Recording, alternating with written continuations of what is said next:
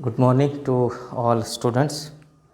We are going to discuss about waste management, how we can manage the waste by avoiding the harmful effect to the environment.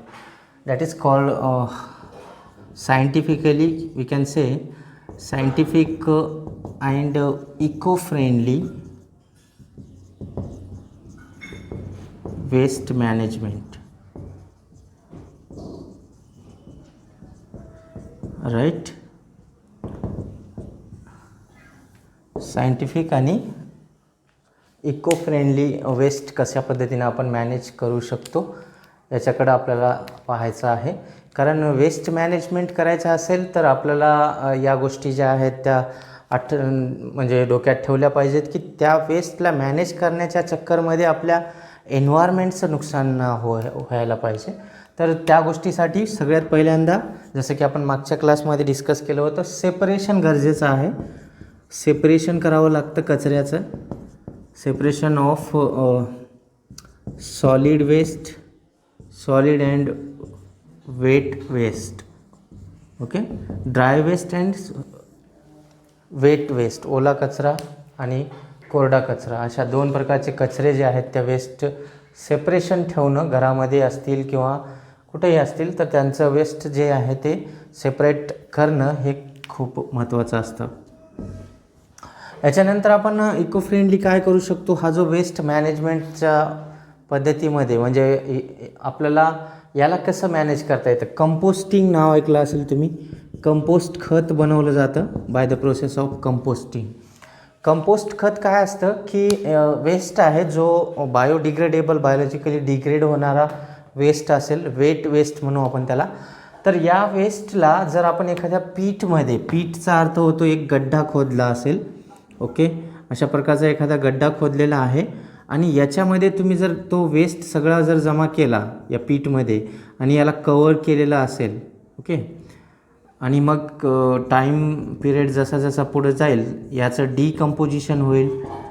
Decompose होऊन काय होतं की हा waste जो आहे as a fertiliser किंवा compost खत म्हणून त्याला आपण फर्टिलायझर म्हणून वापरू शकतो. तर अशा प्रकारचं मॅनेजमेंट करता आलं पाहिजे.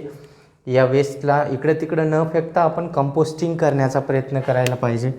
याच्यानंतर आपण आणखीन एक सांगितलं होतं वर्मी कल्चर, वर्मी कंपोस्टिंग. गांडूळ खत नाव ऐकलं असेल तुम्ही. कंपोस्टिंग म्हणजेच ते वर्मी कंपोस्टिंग असतं. याच्यामध्ये काय केलं जातं, use of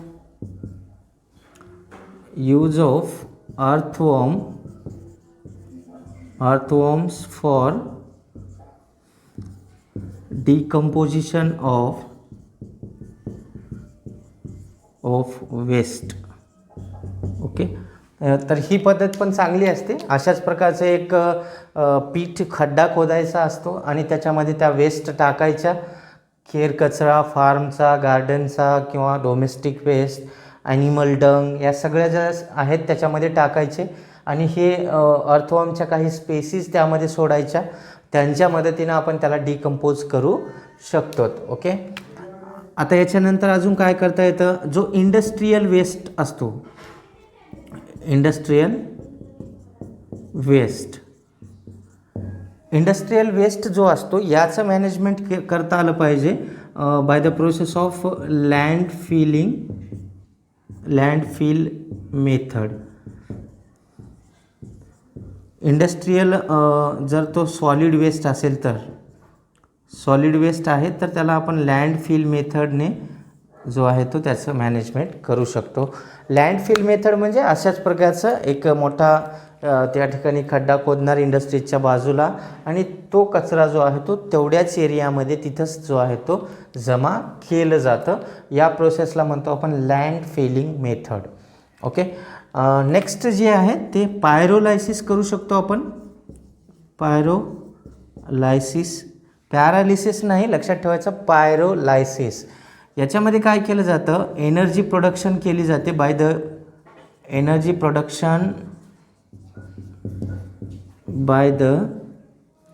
bye burning burning of waste at high temperature. याच्यामध्ये वेस्टला बर्न करण्याची पद्धत असते हाय टेम्परेचरला बर्न केल्यानंतर आपल्याला त्याच्यापासून एनर्जी फ्यूल म्हणून वापरता येते. त्यामध्ये कोणतं असतं तर ते असणार आहे आपल्याला एक्झाम्पल म्हणून सांगता येतं बायोगॅस प्रोडक्शन. ऐकलं असेल तुम्ही, बायोगॅस प्रोडक्शन होतं. बायोगॅसचं जो नॅचरल गॅस आपल्याला मिळतो त्याचं फ्यूल म्हणून वापर करता येतो. आणि आपल्याकडं बायो इलेक्ट्रिसिटी पण प्रोड्यूस केली जाते त्याच्या मदतीनं, काही वेस्टच्या मदतीनं इलेक्ट्रिसिटी हे पण आपण प्रोड्यूस करू शकता. ही काही एक्झाम्पल्स आहेत या पायरोलायसिसच्या पद्धतीमध्ये. सो या काही वेस्ट मॅनेजमेंट मेथड्स आहेत.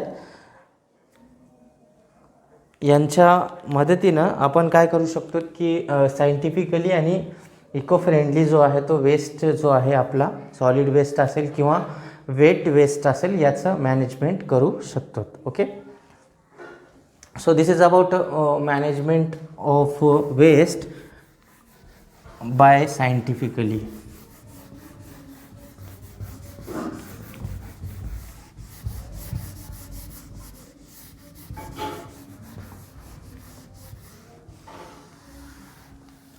तर या मॅनेजमेंटच्या नंतर आपल्याला काही गोष्टी लक्षात येतात.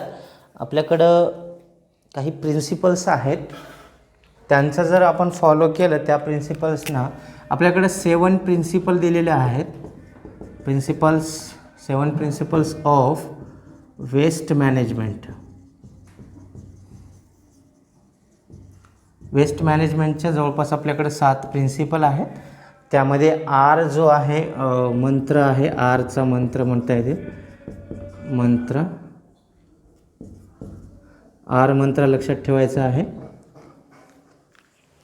हे काय असतं, काही मेथड्स आहेत, काही प्रिन्सिपल्स आहेत जे आरपासून इनिशिएट होतात, त्यांची नावं, तर त्यांना आपण म्हणू आर मंत्र. आरमध्ये बेसिकली 3 महत्त्वाचे आहेत. फर्स्ट असतं रियूज, दुसरं असतं पहिलं आपण रिड्यूस घेऊ, रिड्यूस, देन रियूज, देन आपण म्हणू तिसरं रिसायकल. हे आर मंत्र आहे. म्हणजे आर मंत्राचा अर्थ आहे रिड्यूस. रिड्यूसचा अर्थ होतो जो वेस्ट आपल्याकडं बनतोय, वेस्ट प्रोडक्शन होतं सॉलिड वेस्ट, याचं प्रोडक्शन कमी करणं, मिनिमाइज करणं. मिनिमाइज दी प्रोडक्शन आणि किंवा जो घरगुती सॉलिड वेस्ट असेल त्याचं पण प्रोडक्शन घरात कमी होऊ देणं, कचरा कमी होऊ देणं, याला म्हणतात आपण reduce. Production of waste. Okay, याला म्हणू आपण रिड्यूस. याच्यानंतर रियूज आहे. आता प्रॉपर जे काही मटेरियल्स असतील, proper reuse of waste materials किंवा आर्टिकल्स फॉर अदर पर्पज असं पण म्हणू शकतो आपण. एखादी वस्तू आहे तर त्याला आपण परत, आता सपोज करा we have an water bottle.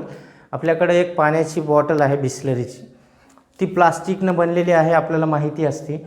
मग अशा बॉटल्सना आपण रियूज करू शकतो. नुसतं पाण्यासाठी एकदा घेतलं आणि पिऊन मग त्याला जर आपण फेकून दिलो तर तो आपल्याकडं यापैकी कुठलंच आपण त्याचा उपयोग केलेला नाही. ना तर प्रोडक्शनवरती काही वर्क केलेलं आहे, नाही आपण रियूज करतो आहे, नाही रिसायकल करतो आहे. रिसायकल करण्याचं काम इंडस्ट्रीजचं असतं. इंडस्ट्रीयल प्रोडक्शनमध्ये रिसायकल केलं जातं, पण आपण रियूज करू शकतो. एखाद्या मटेरियलला, जे काही वेस्ट मटेरियल असेल त्याचं प्रॉपर मॅनेजमेंट, म्हणजे आपण बॉटल घेतली तर त्याला रियूज परत आपण यूज करू शकतो. ती इवन आपण ती पूर्णपणे नष्ट होईपर्यंत, खराब होईपर्यंत करतो आहे. कारण आपण जर तसं केलं तर आपल्याला दुसरी बॉटल खरेदी करायची गरज येणार नाही आणि प्रोडक्शन म्हणजे जो वेस्ट आहे जास्त बनण्याचा तो पण धोका राहणार नाही. आणि रिसायकल म्हणजे काय? रिसायकलमध्ये हे जे वेस्ट राहतात, हे वेस्ट एकदाचं त्यांचा वापर संपला की मग त्यांना फेकून ऐवजी थ्रोआउट करण्याऐवजी त्यांना रिसायकल करायचं आणि त्याच्यापासून अदर आर्टिकल्स काय बनवता येतील यावरती विचार करणं म्हणजेच रिसायकलिंग. ओके, तसं केलं पाहिजे. तर हे आहे आर मंत्रा. याच्यासोबत आपल्याकडे काही 7 प्रिन्सिपलमध्ये पहिल्यांदा जसं की तिथं दिलं आहे आपण रियूज करणे. पहिला प्रिन्सिपल आहे रियूज.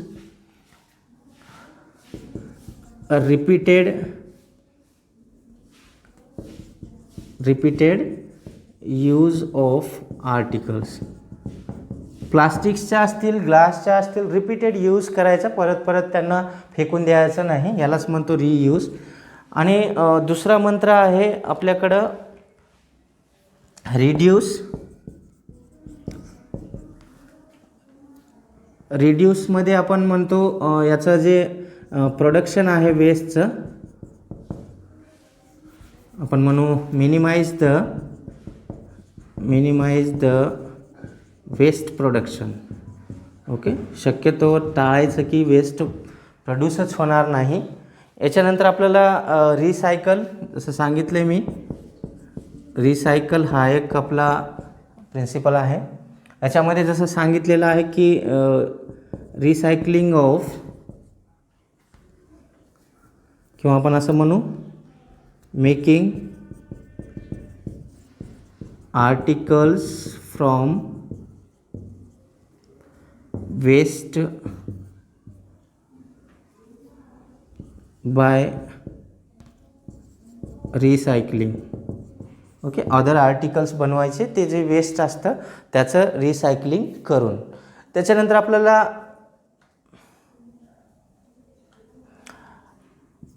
रिथिंक करता येतं.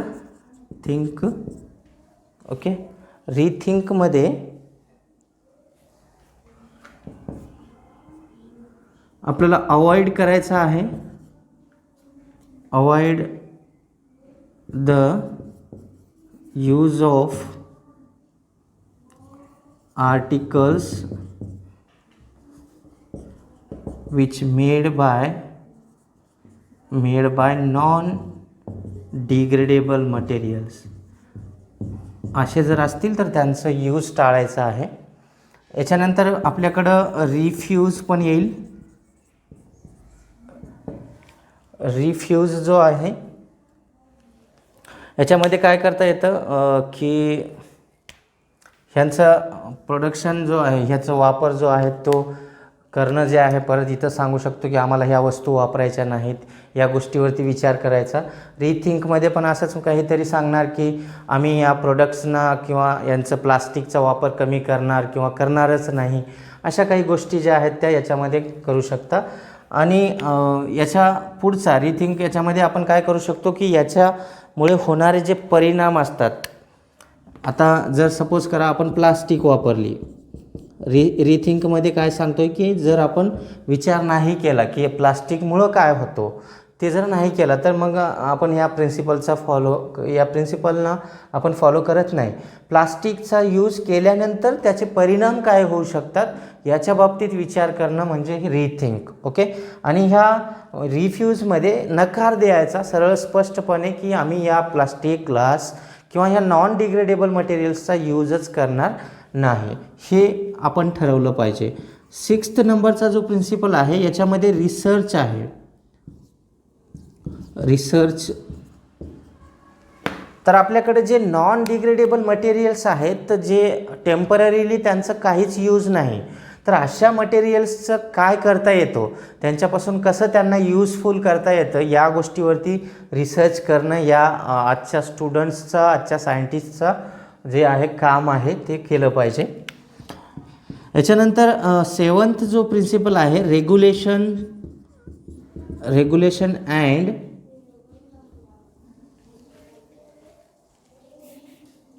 Public awareness.